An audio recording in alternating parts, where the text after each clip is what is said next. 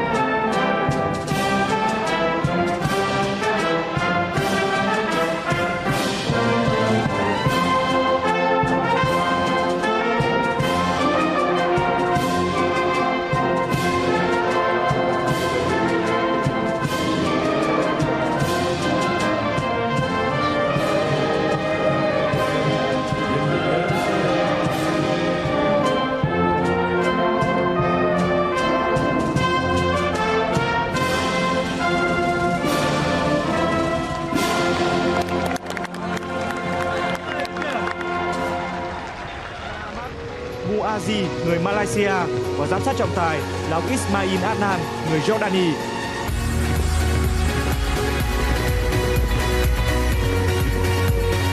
Còn đây là thành phần gia quân của Turkmenistan. Turkmenistan tham dự giải đấu lần này là lần thứ 2.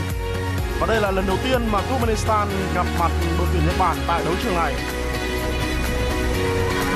Thành phần gia quân của đội tuyển Turkmenistan gồm có thủ thành số 1 Ora Shumedov, số 2 Babachanov, số 4 Sabarov, số 5 Yelasov, số 6 Batirov.